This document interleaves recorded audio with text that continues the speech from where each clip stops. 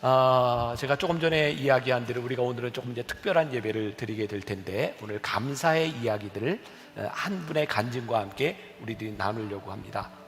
자, 오늘 우리들이 읽었던 본문 말씀은 굉장히 유명한 하박국의 감사 이야기죠. 지난 2주 동안 우리들이 새벽 예배 드리면서 하박국에 대한 말씀을 다 배웠죠. 그리고 저 말씀이 마지막 결론의 말씀이었던 것도 다 기억하시죠.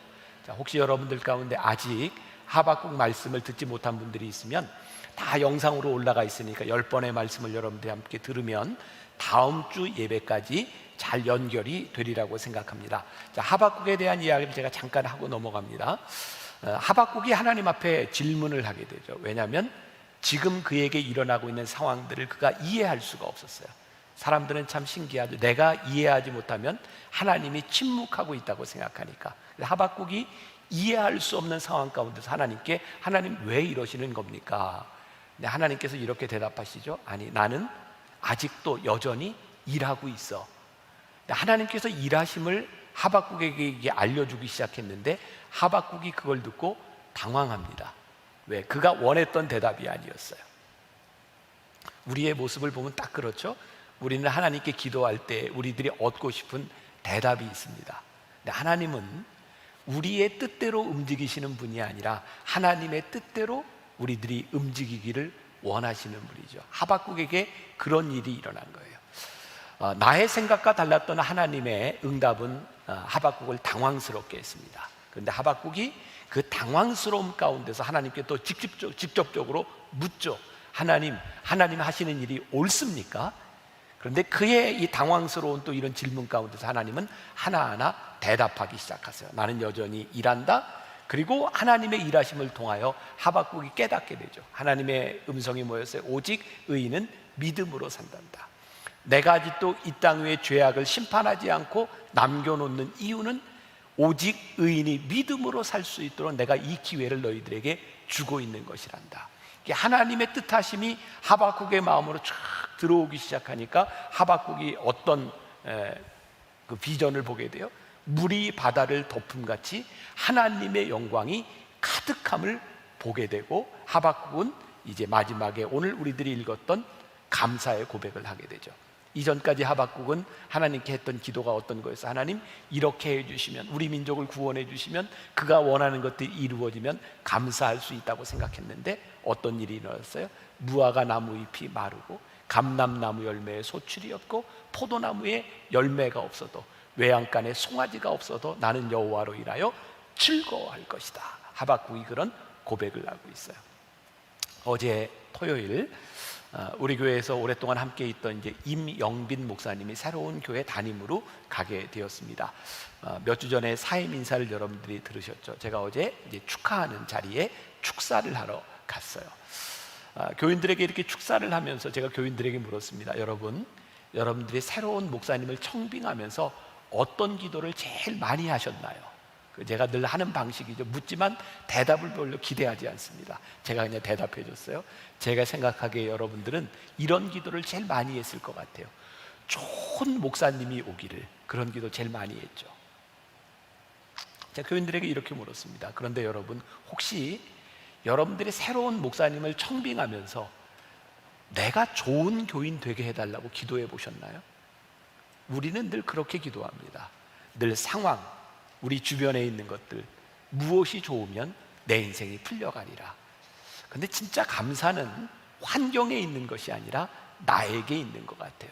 내가 어떤 사람이 되는가, 하나님 앞에 내가 어떤 믿음의 고백을 하고 있는가, 이것이 우리들의 삶을 만들어주는 거죠.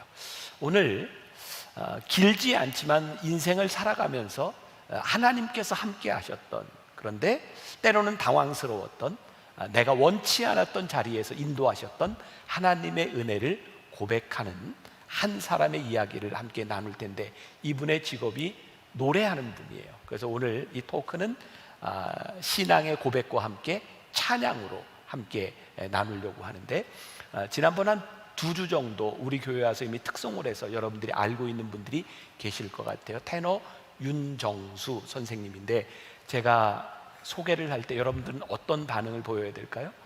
이 코로나 블루, 우울한데 우리가 우울하게 반응을 해야 될까요? 아니, 우리는 열정적으로 격정적으로 말씀과 찬양을 기대하며 우리들이 환영을 하는데, 박수와 함성과 우리 만나기 위해서 그것도 안 되면 우리는 어떻게 몸부림까지 쳐가면서, 자, 오늘 이 시간이 우리들에게 좋은 시간이 되었으면 좋겠다. 우리 윤정수 집사님 소개합니다.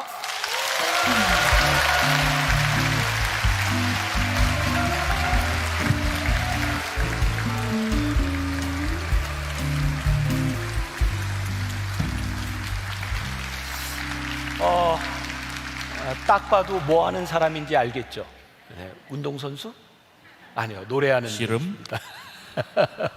자기소개를 좀 해주시죠. 네, 저는 한국 사람이고요. 13년간 영국 런던에 지금 거주하면서 영국과 스웨덴 그리고 유럽을 무대 삼아서 오페라 가수로 활동 중인 테너 윤정수입니다. 반갑습니다.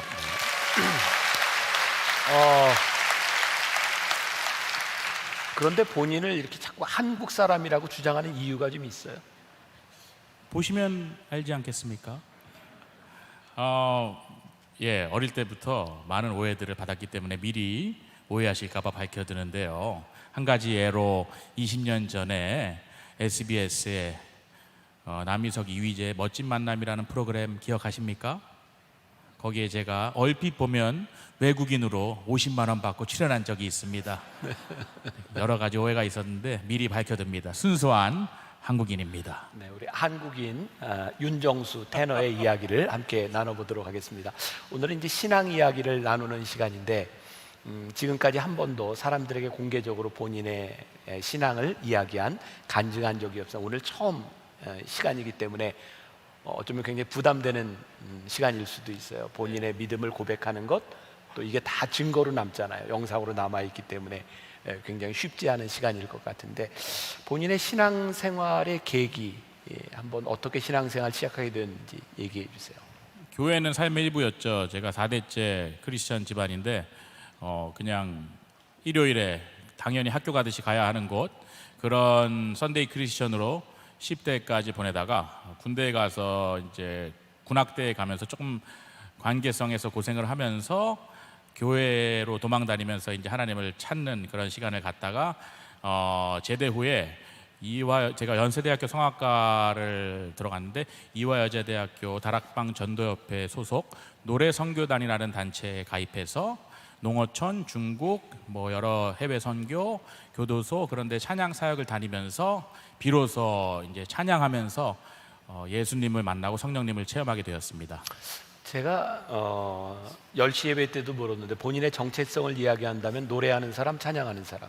저는 찬양하는 사람입니다. 왜냐하면 제가 그 당시에 찬양을 해서 예수님을 만났기 때문에 그 이후로 일이 연결이 되어서 제가 프로도 될 수 있었거든요. 성악가가 되는 길의 파운데이션은 찬양 사역이었거든요. 그럼 하나님을 만나게 된 계기는 노래 선교단을 통해서, 그러면 그 노래 선교단 활동을 하면서 하나님을 만나게 된 계기가 좀 있었을 것 같은데요. 제가 이제 군대 제대하고 2002년 3년에 사실은 호기심 반 기대 반으로 이화여자대학교 학생들과 또 단기 선교를 간다고 해서 사실은 한 20%는 조금 불손한 이유로 따라갔었는데, 그게 하나님의 부르심이었던 것 같습니다. 전혀 그런 큰 기대를 안 하고 갔다가 저희의 대장님이셨던 홍콩 한국 선교교회 선교사이시고 목사님이신 윤형중 목사님께서 저희가 찬양하는 순간순간마다 저희를 되게 엄하게 다스리시면서 갈라디아서 2장 20절 예수 그리스도로 옷 입는 것, 그것에 대하여 계속해서 강조를 하시면서 저희를 계속해서 말씀을 주셨는데, 그 말씀이 얼마나 사실상 20대 예수님을 처음 만난 제가 감당할 수 없는 큰 말씀이잖아요. 그러나 순종하는 마음으로 계속해서 그 말씀을 암송하면서 마음에 새기면서 동료들과 선후배들과 함께 찬양 사역을 했는데, 마지막 때쯤에 너무나 힘든 몸을 가지고 다들 지쳐있는 순간에 또 다시 한번 갈라디아서 2장 20절을 선포하면서 중국 광저우에 있는 교회에서 한 500명 정도가 되는 중국인 성도들 앞에서 중국어로 저희가 찬양을 하면서 예수 그리스도를 찬양하고 왕이신 하나님을 찬양하는 순간에 그 가운데에서 이제 저를 보고 계시고 중국 성도들 사이에 계시면서 두 팔 벌려서 저를 안아주시려고 기다리시면서 이렇게 기뻐하시는 예수님의 형상을 제가 환상으로 보게 되었고, 그때 군대에서 화생방한 이후로 정말 너무 많이 울었던 것 같아요. 그 짧은 순간에 너무나 많이 울면서 찬양하면서 그 이후로 이제 계속해서 제 한국에서의 삶은 찬양하는 사람으로서의 삶을 살게 된 거죠. 네, 그 어거스틴이 참 유명한 말을 했어요. 하나님은 악도 선용하신다. 그러니까 선하지 못한 의지로 선교 여행을 갔으나 하나님은 그것을 선으로 바꾸사 찬양하는 사람을 만드셨어요. 우리 본격적인 이야기로 들어가기 전에 찬양하는 사람의 정체성, 이분의 고백을 한번 믿음으로 듣고 이야기로 들어가면 어떨까 하는 생각이 있는데 어떠세요? 네.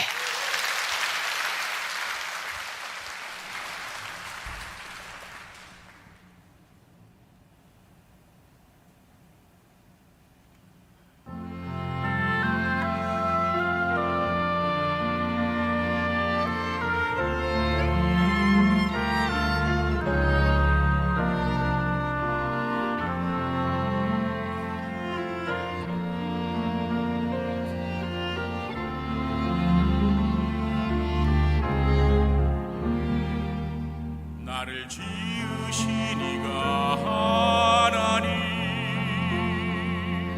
나를 부르신 이가 하나님,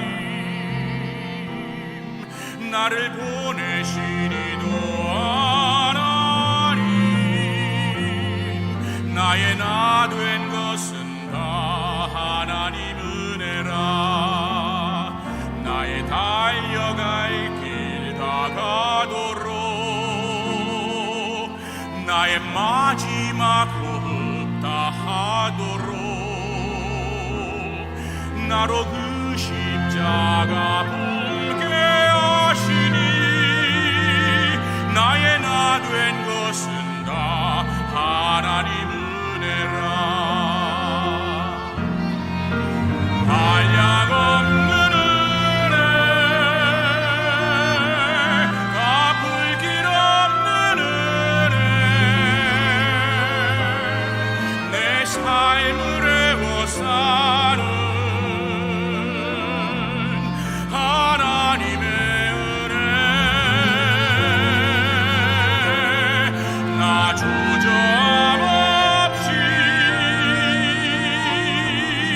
그 땅을 밟음도 나를 붙드시는 하나님의 은혜.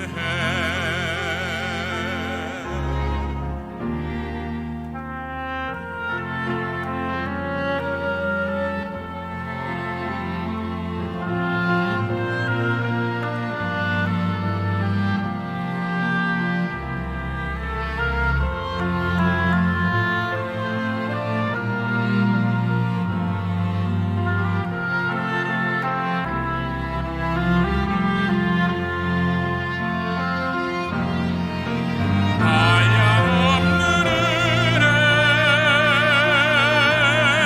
갚을 길 없는 은혜, 내 삶을 애워싸는 하나님의 은혜. 나 주저없이 그 땅을 밟음도 나를 붙드시는 하나님의 은혜. 한량없는 은혜, 갚을 길 없는 은혜, 내 삶을 애워싸는 하나님의 은혜. 나 주저없이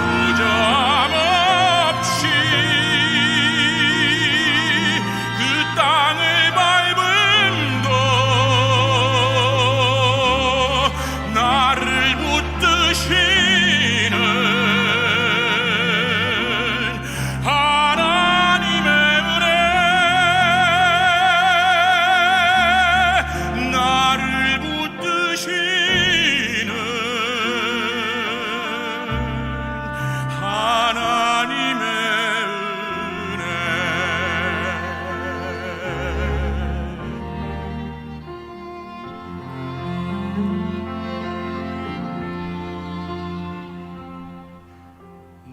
지으신 이가 하나님, 나를 부르신 이가 하나님,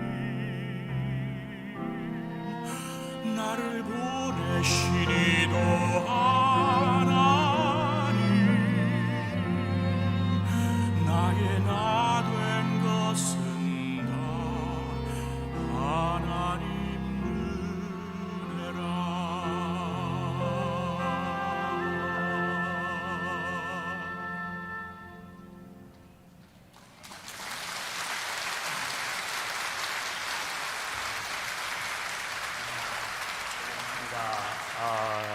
그리고 또 오늘 오랜만에 우리 M 클래식이 함께 했는데 우리 M 클래식 우리가 박수 한번. 네, 고맙습니다.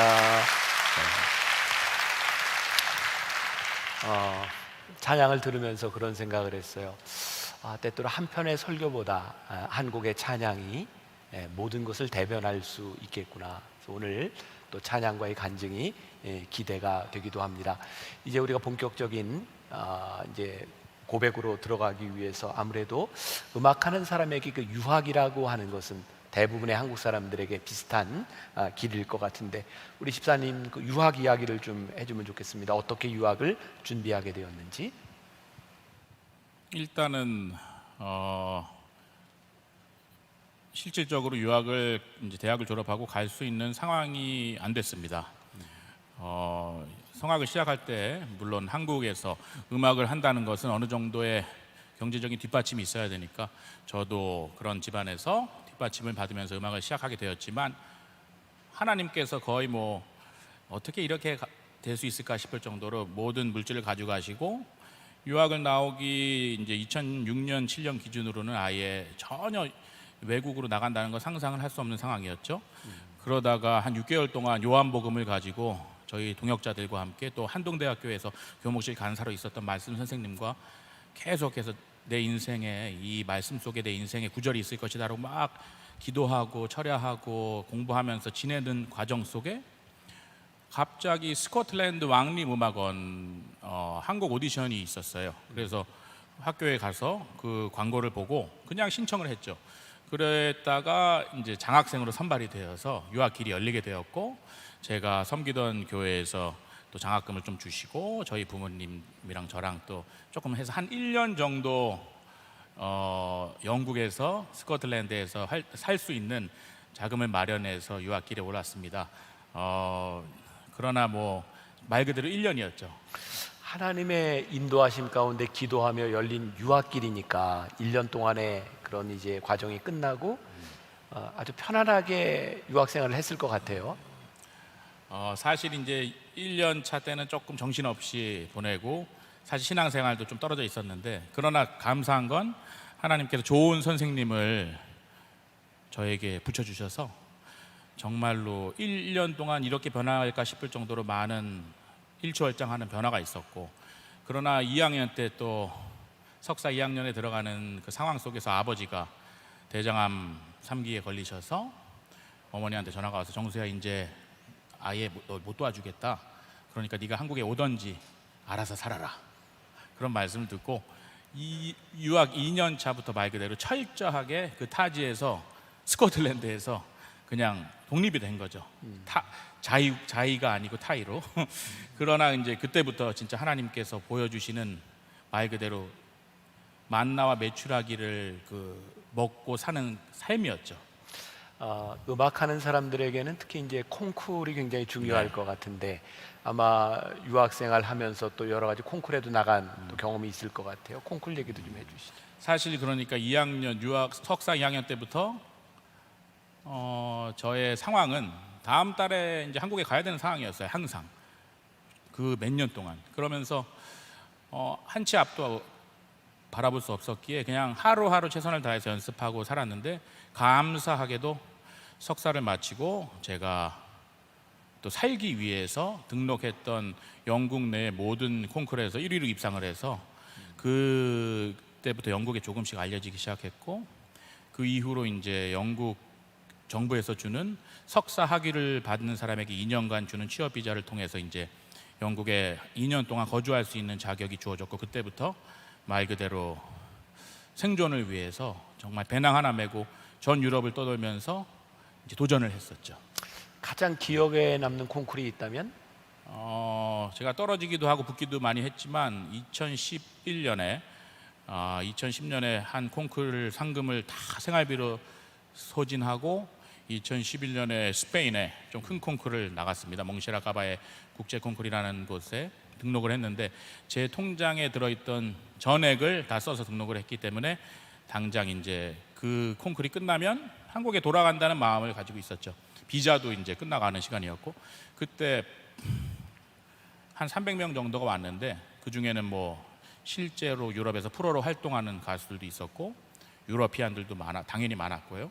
그리고 뭐 콩쿨, 유수의 콩쿨의 우승자들이 이제 모였었는데, 기적처럼 제가 본선 10명 안에 들었습니다. 그래서 이제 마지막 파이널 라운드 리허설을 기다리고 있었는데, 큰 사라고사 국립극장 맨 뒤편에 앉아서 심장이 막 터질 듯이 떨리는 그런 감정을 가지고 제 차례를 기다리고 있었는데, 저 무대 끝이 이렇게 조그맣게 보이더라고요. 근데 하나님께서 저에게 주셨던 말씀이, 앞으로 한 2시간 후에 너가 저곳에서 너의 인생을 걸고 경쟁을 할 텐데, 그리고 평가를 받을 텐데, 너의 인생이라는 컴페티션을 통해서 이후, 그 당시 제가 한국 나이로 33살 정도 됐었는데, 앞으로 뭐 그 짧았던 33년이 한 번, 두 번 지나기 전에 하나님을 만나서 하나님 앞에 평가를 받을 텐데, 내가 주는 평가가 네 삶의 가장 중요한 평가니까 나에게 좋은 평가를 받기 위해 사는 자식이 되어라, 그런 말씀을 주셨어요. 그 순간부터 정말 여러분도 아시겠지만 어디 남 앞에서 노래 부르는 것도 어렵잖아요. 근데 그 콩쿨에서 정말 그 국제 심사위원들 앞에서 그 파이널리스트들이 경쟁을 하는데, 그때부터 파이널리스트들이 경쟁자를 안 보이고 한 명 한 명 어떤 사정이 있겠지 하면서 그들을 중보하기 시작했고, 그 중에 제 친구도 있었는데 그 친구의 기도 제목을 위해서 또 중보해주고, 정말로 사실은 그래서 제 차례가 되었고, 사실은 뭐 엄청나게 잘하지도 않았는데 기적적으로 제가 우승을 하고, 그 이후에 또 영국에서의 삶이 이어지게 되었죠. 근데 저에게는 그 고백, 그 순간에 하나님이 주신 말씀과 그 결과는 영국에서 또 살면서 다시 한번 하나님 뜻대로 살고 하나님을 찬양하는 사람으로서의 정체성을 확립하기 위해서 하나님이 살게 해주신 그런 체험이었습니다. 제가 잘해서 제가 높아지는 것보다는. 우리 신앙의 참 중요한 고백 중에 하나가 나의 나된 것이 하나님의 은혜다라는 고백일 것 같아요.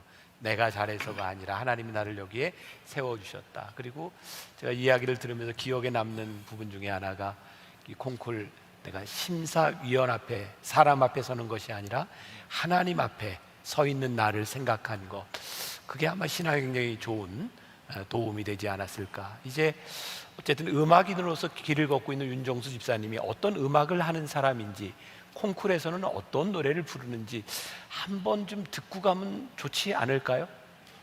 네, 곡도 소개를 한번 해주시고. 네, 지금 오늘 오전에도 찬양을 하고 어제도 해서 사실은 좀 피곤하지만 최선을 다해서 해보겠습니다. 젊은 베르테르의 슬픔 들어보셨죠? 프랑스의 작곡가 마스네가 지은 베르테르라는 오페라에 나오는 Pourquoi me réveiller, 왜 나를 깨우는가. 이 오시앙의 시를 읽으면서 부르는 아리아입니다. 왜 나를 깨우는가 봄바람이여. 자기가 사랑하지만 사랑할 수 없는 여자를 앞에 두고 이 시를 비유하면서 서정적이지만 슬픈 자기의 마음을 고백하는 오페라 아리아입니다. 제가 스페인 콩쿨에서 2차 때 한 곡이고, 프랑스에서 이 오페라를 실제로 프랑스 사람들과 함께 한 적이 있습니다.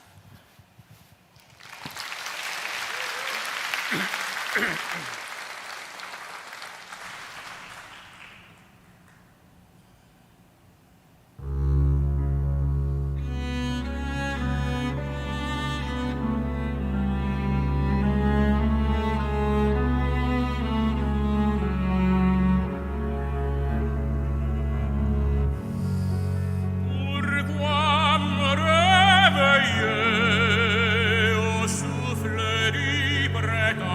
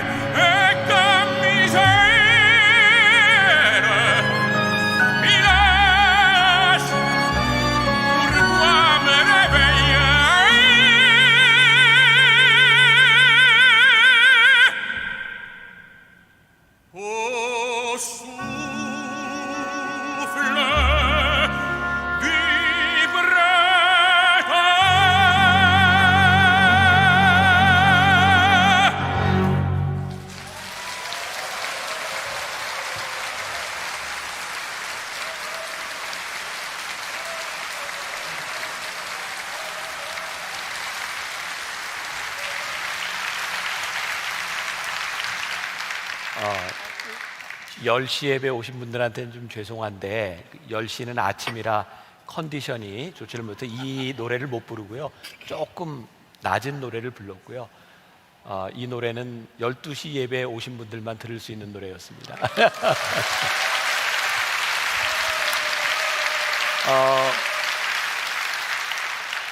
아마 우리나라 사람들에게 가장 익숙한 노래 중에 하나가 이제 TV에 보면 이렇게 뭐 테너 노래를 좀 한다, 뭐 이제 스타킹 이런 데 나와서 부르는 노래가 이렇게 테너들이 부르는 게 넬슨 도르마라고 하는 노래를 많이 부릅니다. 이제 푸치니 아무도 잠자지 못하고. 네, 그 투란도트에 나오는 곡이죠.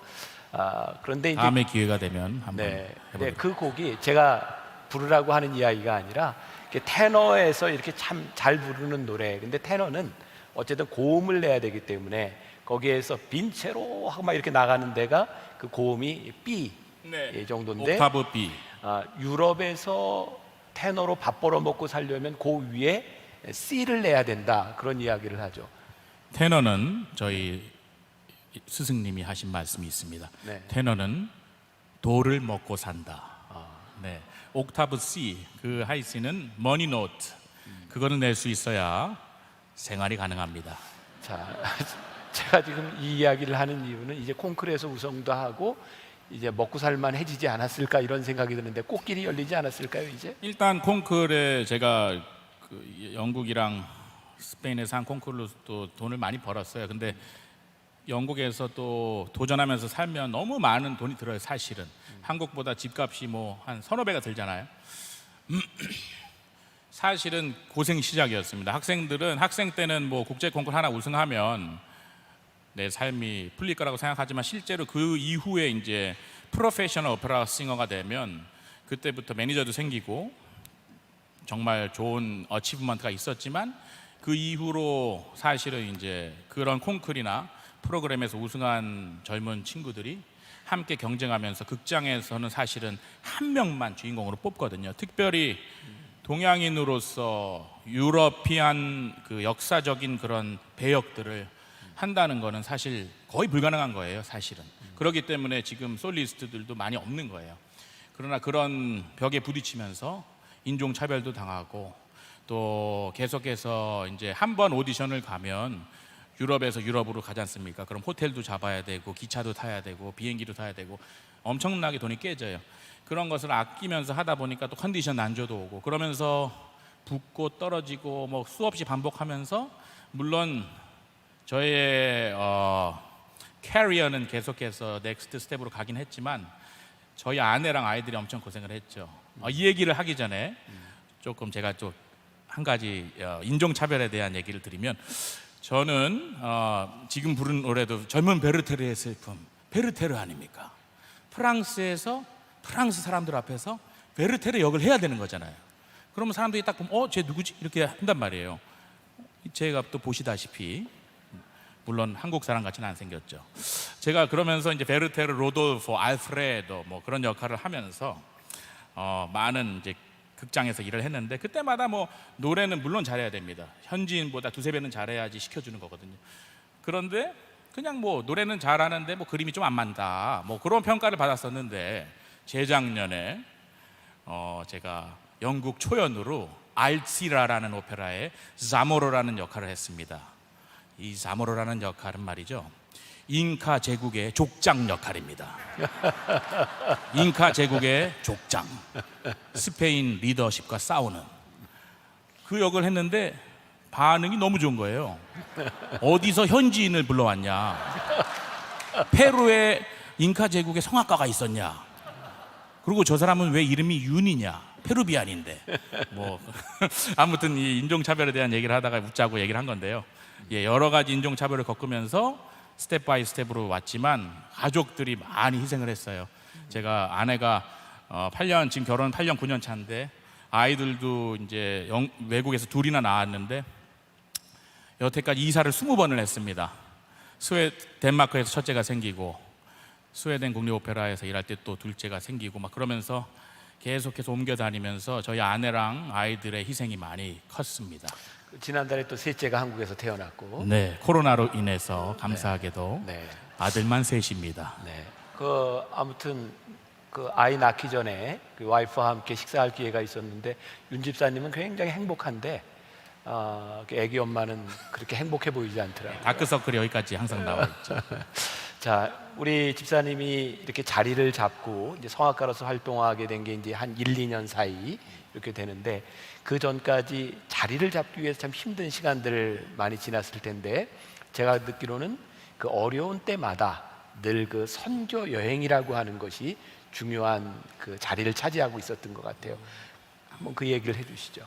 그 프리랜서 성악가로서 또 이렇게 오디션을 보러 다니고 해외를 전전하면서 또 가정을 이루어서 아이가 있고, 그런데 저는 아주 10여 년이 지난 세월 동안 이제 경제적인 부분을 제가 완전히 혼자서 감당해야 됐기 때문에 매번 되게 어려운 순간들이 있었습니다. 그런데 2017년, 18년이 사실상 제가 2016년에 한번 성대도 많이 무리가 와서 좀 많이 상했었고, 그런 상황에서 오디션도 좀 실패를 하고 그런 경험들이 있었는데, 그렇기 때문에 경제적으로 제가 오디션을 실패하면 또 몇 달은 저희 가족이 고생을 하는 거예요. 그런 어려운 시기를 겪고 있었는데, 제가 20년 전에 중국에서 제가 하나님을 인격적으로 찬양 중에 만나게 해주었던 홍콩 한국 선교교회 그 소속의 라이프 로드 싱어즈라는 단체가 있습니다. 찬양하는 그룹인데요. 그 그룹에 저희 대학교 선배님들도 계시고 자기의 인생을 선교사로서 찬양하는 선교사로서 헌신한 분들이 계셨는데, 제가 유학 가 있는 동안 그분들은 중국에서 선교사로 헌신하시다가 저한테 2017년에 콜링이 왔어요. 제가 이제 유럽에서 솔리스트로 활동을 하고 있으니까 네가 가장 잘하는 시기에 하나님께 드려라. 그래서 저희 아내랑 저는 사실 그 당시에 말씀을 안 드렸지만 경제적으로 가장 어려운 시기를 겪고 있었는데 순종을 했습니다. 그래서 카드 빚을 내서 2년 동안 여름마다 단기 사역을 갔고요. 가족들까지 다 데리고 그러면서 다시 한번 저희 가정이 또 영적으로 회복이 되고 하나님께서 저에게 소명을 다시 허락해 주시고 그 안에 계신 또 찬양을 통한 우리의 찬양을 받으신 예수님에 대해서 다시 한번 체험하는 시간들을 가지면서 사실은 어려운 상태에서 갔지만 저는 너무 많은 것을 얻고 다시 회복하고 오는 시간이 되었죠. 계속해서 오디션을 봐야 되는 상황에서 선교 여행을 하고 하면 몸도 무리가 되고 목도 무리가 많이 됐을 텐데 그 선교 여행 갔다 와서 했던 오디션에 그런 또 좋은 경험이 있으시죠? 참 저는 그런 순간순간 중요한 순간에마다 하나님께서 이렇게 터치하시고 주시는 그런 메시지들이 있었는데 2017년, 18년 사역을 가면서 정말 특히 18년에 이제 사역 이후에 바로 되게 중요한 오디션이 있었는데 사역을 고온 40도가 넘는 그 키르기즈스탄, 카자흐스탄 거기서 하루에 2-3번이 넘는 찬양 사역을 하고 감옥에 가고 NGO에 가고 교회 또 거기 있는 현지 선교사님들을 위로하는 시간들을 보내고 오니까 저희 라이프 로드 싱어즈들은 다 한 일주일 되기 전에 목이 갑니다. 그때부터는 정신력으로 찬양을 하는데 그런 상태로 이제 돌아와 보니 성대는 또 많이 상해 있었고 체력적으로도 많이 힘든 상황에서 어쩔 수 없이 또 중요한 오디션을 보러 웨일즈에 있는 영국에 있는 웨일즈 국립오페라 오디션을 보러 갔는데 특별히 한 6-7년 만에 오는 좋은 기회였던 게 세계적인 지휘자인 이탈리안 까를로 리치라는 세계 5대 베르디 지휘자인 사람이 저를 직접 1대1로 만나서 들어보겠다고 한 순간이었는데 사실은 이제 찬양 사역도 갔다 왔으니까 기대를 하고 갔어요. 그러면서 이제 아침에 노래를 불렀는데 첫 곡을 거의 다 못 부를 정도로 부르고 나니까 목이 갔습니다. 거의 말소리도 안 나오는 거예요. 그래서 그 상태로 제 시간이 한 15분 정도 됐었는데 이미 10분이 지난 상황에서 제가 지휘자님께 저에게 잠시만 시간을 주십시오. 화장실에 다녀오겠습니다. 또 화장실은 가야 되잖아요. 그러니까 갔다 오라고. 그러고 화장실에 앉았어요 그냥. 그래서 문을 잠그고 화장실에 앉아서 진짜 하나님께 기도를 하는 게 목이 갔습니다. 주님, 제가 할 수 있는 게 없어요. 제가 지금 이곳에서 이렇게 어려운 기회를 받아서 여기까지 왔는데 나는 또 내 힘으로는 할 수 없는 상황입니다. 하나님, 그냥 잘 끝내기만 도와주십시오. 그렇게 기도하고 이미 제 시간이 10분 이상 지난 상태에서 감사하게도 그들이 저를 기다려주더라고요. 차라리 저는 안 기다려주기를 바랬는데 기다리고 있더라고요. 그래서 가서 두 번째 곡을 했습니다. 그러면서 이제 10분짜리 더 어려운 아리아를 불러야 되는데 다 부르지 못할 것 같아서 반 끊어서 중반부부터 부르겠다고 얘기하고 겨우 끝내고 집으로 돌아갔죠. 가는 길에 이제 운전하고 가면서 저희 아내는 또 기대하면서 런던에서 저를 기다리고 있고, 아내한테 울면서 전화했어요. 안 됐어, 안 돼, 미안해. 근데 저희 아내도 뭐 그래도 열심히 했으니까 됐어. 그리고 이제 정말 무거운 발걸음으로 돌아와서 한 2주 3주를 생활을 했는데 저희 매니저한테 연락이 와서 제가 됐다고. 그래서 주인공으로, 웨일즈 국립오페라 주인공으로 2018년에 발탁이 돼서 2020년, 21년에 작품을 3개나 주인공으로 받았고, 그 일을 계기로 스웨덴에 있는 또 메이저 오페라 중에 하나인 예테보리 극장에서 또 되게 좋은 역할로 좋은 페이를 받으면서 주인공이 되는 그런 기적적인 체험이 있었습니다. 그래서 내가 하나님 찬양하고 사역할 때, 라이프 싱어즈, 로드 싱어즈와 함께 사역할 때 그 사역을 연결해 주시기 위해서 하나님이 나의 삶은 또 가게 하시는구나, 사역의 선상에서 나의 삶을 채우시는구나, 그런 은혜를, 그런 감사를 정말 기적적으로 체험해야 했습니다. 이야기를 들으면서 보니까 우리 집사님의 중요한 순간에는 늘 선교여행 라이프 로드 싱어스라고 하는 팀이 함께 있었던 것 같아요. 그런데 참 감사하게도 그 팀들 함께 노래했던 분들이 오늘 우리 교회에 오게 되어서 찬양을 들을 수 있는 기회가 있는데, 은혜 아니면이라고 하는 찬양 아시죠? 그 찬양을 처음 불렀던 팀이기도 하고요. 정말 은혜 아니면 여기 올 수 없었던 그런 고백을 우리 집사님과 함께 라이프 로드 싱어스가 불러주도록 하겠습니다. 우리 박수로 청해 듣도록 하겠습니다.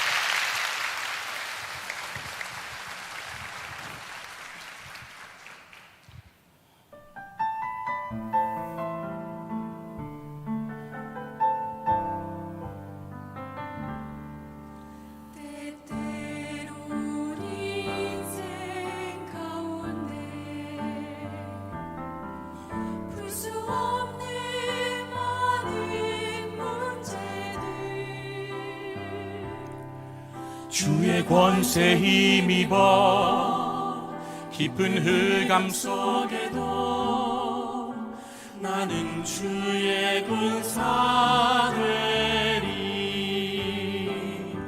그 어떤 문제도 그 해답은 예수.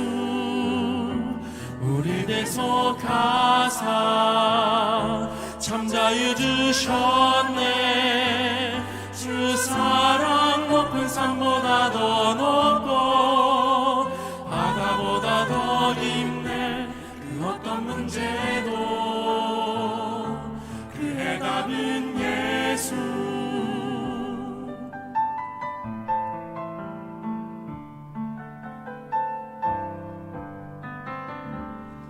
우리를 항상 돌보시는 주, 우리 알아주시네. 힘들고 어려울 때, 외롭고 지친 곳에 항상 주님 계시니. 그 어떤 문제도 그 해답은 예수. 우리 대속하사 참자유 주셨네. 주 사랑 높은 산보다 더 높고 바다보다 더 깊네. 그 어떤 문제도 그 해답은 예수. 그 어떤 문제도 그 해답은 예수. 우리 대속하사 참자유 주셨네. 주 사랑 높은 산보다 더 높고 바다보다 더 깊네. 그 어떤 문제도 그 해답은 예수. 그 어떤 문제도 그 해답은 예수. 예수.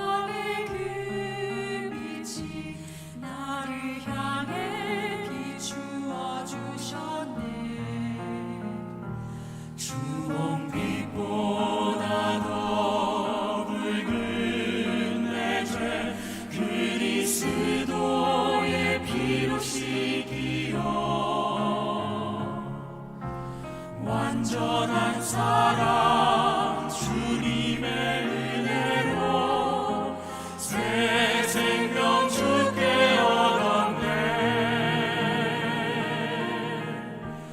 은혜 아니면 나서지 못하네. 십자가의 그 사랑 능력 아니면 나서지 못하네.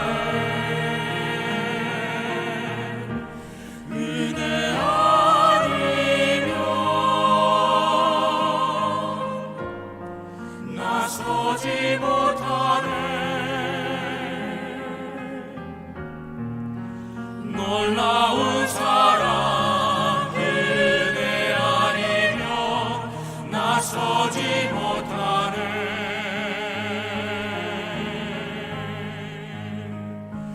나의 노력과 의지가 아닌 오직 주님의 그 뜻 안에서 의로운 자라 내게 말씀하셨네. 완전하신 그 은혜로 은혜 아니면 나서지 못하네. 십자가의 그 사랑 능력 아니면 나서지 못하네. 은혜 아니면 나서지 못하네. 완전한 사랑 은혜 아니면 나서지 못하네. 이제 나 사는 건 아니요 오직 예수 내 안에 살아계시니 나의 능력 아닌 주의 능력으로 이제 주와 함께 살리라. 오직 은혜로 나 살아가리라. 십자가의 그 사랑 주의 능력으로 나는 서리라. 주의 은혜로 나 살아가리라. 십자가 사랑 그 능력으로 나 살리라. 주 은혜로 나 살리라.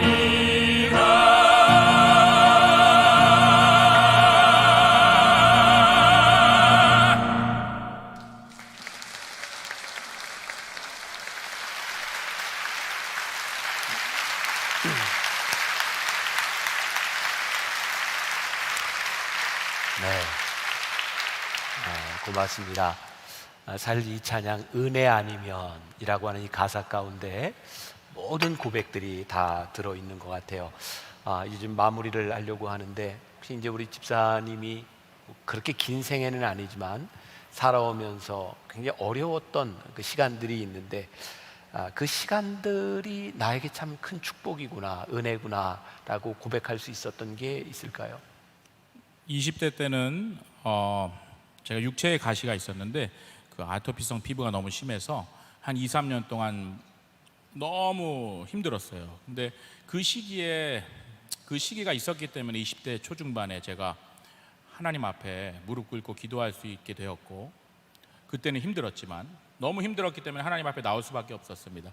그리고 20대 후반부터 30대를 지나면서 정말 머나먼 타지에서 어떻게 보면 완전하게 홀로 된 상황에서 아무도 어떤 사람도 나를 도와줄 수 없는 그런 상황 속에서 한 10년이 넘는 시간을 보냈는데, 그 순간순간에는 많이 두렵고 떨리고 불안한 심정이 있었지만 그 과정들을 통해서 그 광야를 겪으면서 사실상 전적으로 나를 인도하시고 나를 먹이시고 나를 이끄시고 살리시는 하나님을 피부로 체험하게 되었기 때문에 그 20, 30대에 조금 더 특별히 고생스러웠고 힘들었던 그 고난의 시간들은 저에게 하나님 방향으로 살고 하나님을 계속해서 찬양하고 하나님 앞에 무릎 꿇을 수 있는 징검다리 역할을 해준 것 같아서 결과적으로는 유익이고 축복이었습니다.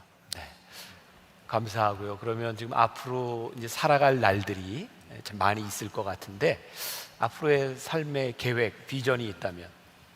일단은 뭐 계획이라면 여러분들도 그러시겠지만 우리의 계획대로 되는 게 있습니까? 제가 계획을 한 대로 하나 이끌어져 온 게 별로 없어요. 그냥 그 순간순간 하나님께 기도하면서 보여주시는 만큼 이렇게 살아오니까 하나님의 방법으로 인도하신 대로 제가 살아왔는데, 앞으로도 저는 또 노래하는 사람이고 찬양하는 사람인데 20년 전에 중국 사역에서 예수님을 만났을 때 받았던 갈라디아서 2장 20절, 내가 그리스도와 함께 십자가에 못 박혔느니 이제는 내가 산 것이 아니 오직 내 안에 그리스도가 사신 것이라.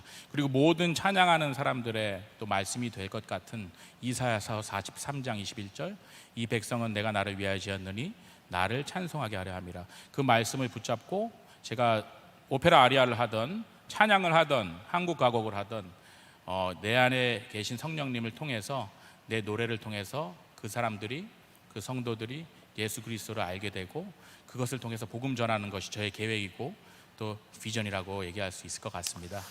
아무래도 찬양하는 사람이니까 마지막 그 각오와 하나님께 대한 하나님 주시는 비전을 찬양으로 이렇게 표현하고 마무리를 하면 좋을 것 같습니다. 마지막으로 우리 한번 청해서 고백을 듣도록 하겠습니다.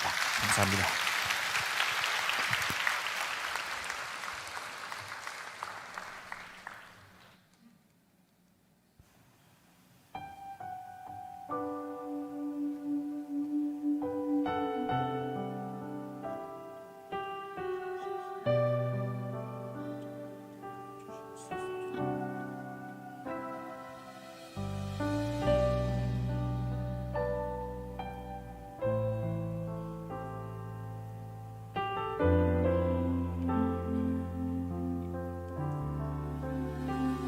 하나님 나 부르실 때에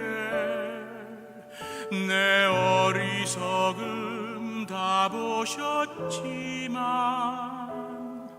그 어리석음 멸시치 않고 지혜로 바꾸셨네. 하나님 부르실 때에 내 약함도 다 아셨지만 그 약함까지도 멸시지 않고 능력으로 바꾸셨네.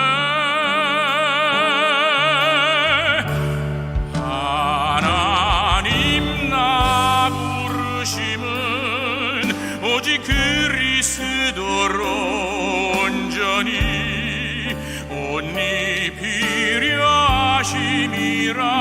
하나님 나 부르심은 오직 그리스도로 온전히 옷 입히려 하심이라.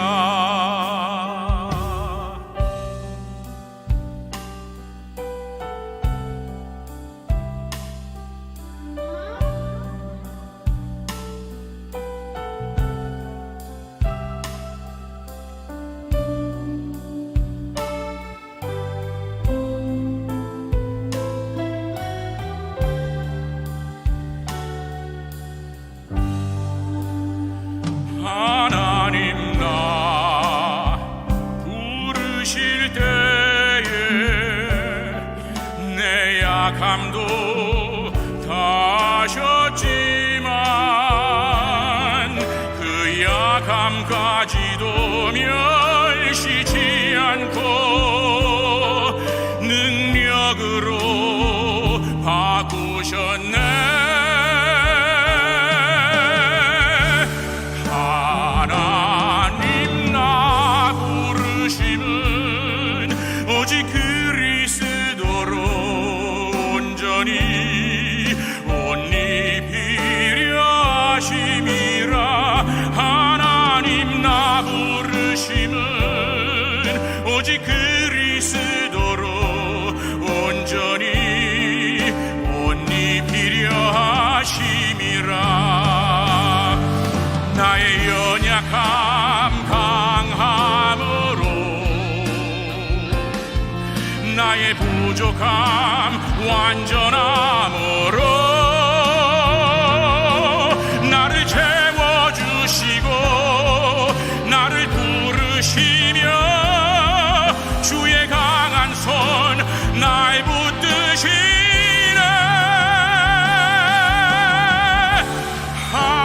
하나님 나 부르심은 오직 그리스도로 온전히 옷 입히려 하심이라.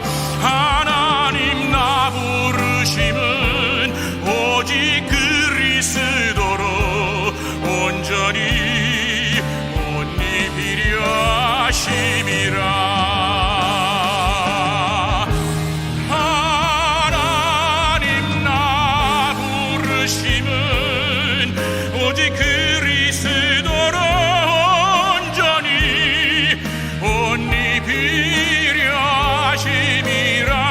하나님 나 부르심은 오직 그리스도로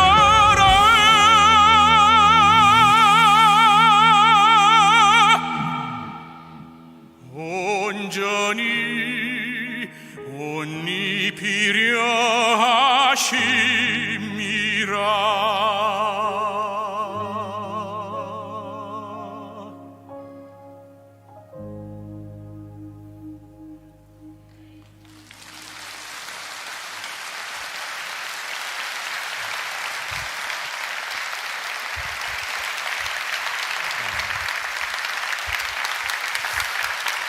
지금 예배를 드리면서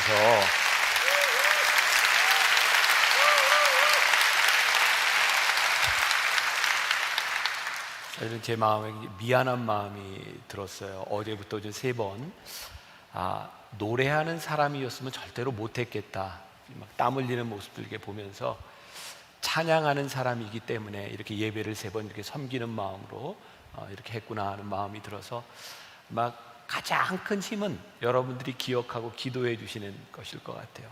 하나님 나를 부르실 때 이 찬양이 우리의 고백이 되었으면 좋겠고, 저도 이번 주에 이렇게 말씀을 묵상하다가 출애굽기 3장에 있는 모세 이야기를 보게 되었거든요. 하나님께서 모세를 부르시는 장면이 출애굽기 3장에 나와요. 3장 5절에 하나님께서 모세에게 이렇게 말씀하세요. 내 발에서 신을 벗어라. 말씀을 묵상하다 그게 저에게 굉장히 신비하게 와닿았어요. 왜 하나님은 신을 벗어라 이렇게 말씀 안 하시고 내 발에서 신을 벗어라 라고 하셨을까? 모르겠어요. 여러분들은 도대체 의구심 없이 성경을 그대로 보니까 저에게 질문이었어요. 제 답은 이런 거였어요. 신 벗어라고 하는 것과 내 발에서 신을 벗어라고 하는 말씀은 모세에게 아주 다른 말씀이었을 것 같아요. 내 발에서 신을 벗으라고 말씀하셨을 때 그 말은 모세에게 직접적으로 다가오는 찌르는 말씀이었을 것 같아요. 하나님이 왜 신을 벗으라 그랬어요? 내가 선 곳은 거룩한 곳이니. 하나님이 우리를 부르시는 곳에서 우리는 우리의 신을 벗습니다. 우리를 감싸고 있는 신을 벗고 하나님 앞에 섭니다. 신을 벗고 하나님 앞에 설 때 하나님이 우리를 부르시고 우리를 쓰심에 우리들이 순종합니다. 오늘 이 이야기들, 우리들이 나눴던 찬양, 이 모든 것이 우리를 부르시는 하나님 앞에서 우리의 인생의 마지막 때다 하나님 앞에 서게 될 때인데, 하나님의 은혜가 아니었더라면 제가 오늘 이 자리에 설 수 없었습니다. 하나님의 은혜를 고백하는 여러분들 모두가 되시기를 주님의 이름으로 간절히 축원합니다. 우리 같이 하나님의 은혜 찬양 부르며 예배를 마치면 좋겠습니다. 우리 믿음의 고백으로 함께 부릅시다.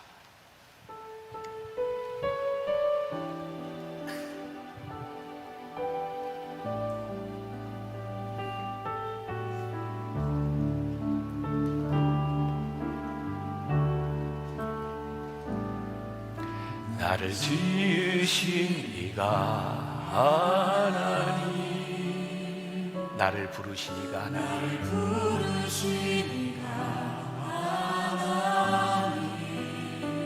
나를 보내신 이도 하나님,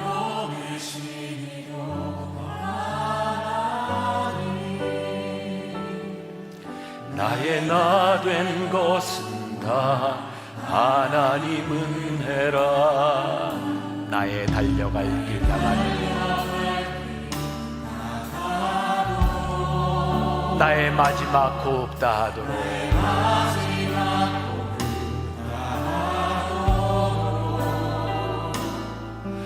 나로 그 십자가 품게 하시니 나의 나 된 것은 다 하나님 은혜라. 한량없는 은혜,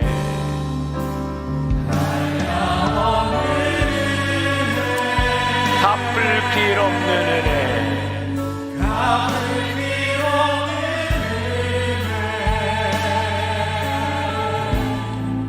내 삶을 외워싸니 하나님의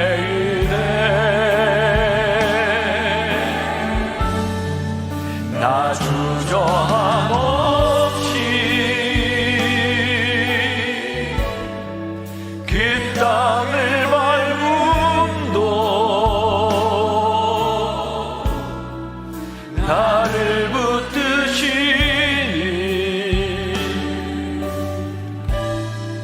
하나님의 한량없는 은혜,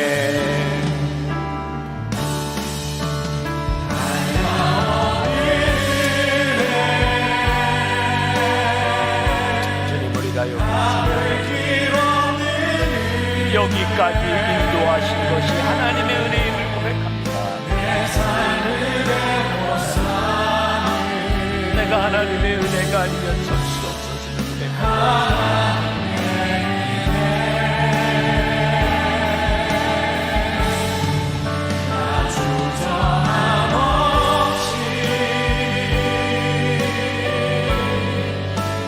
땅을 밟음도 나를 붙드시니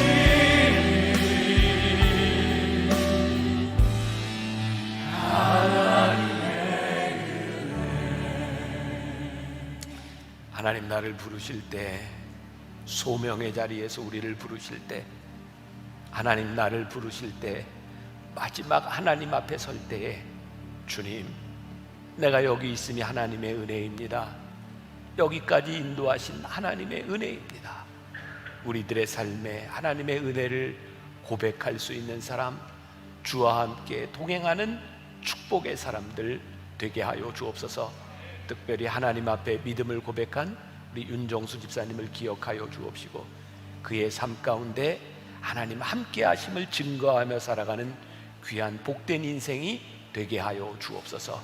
지금은 우리 주 예수 그리스도의 은혜와 하나님 아버지의 무한하신 사랑과 성령의 인도하심이 하나님 나를 부르실 때, 이것이 하나님의 은혜입니다 고백하며 담대히 나아가기를 소원하는 당신의 사랑하는 모든 백성들 위해 지금부터 영원까지 함께 하시기를 간절히 축원하옵나이다. 아멘.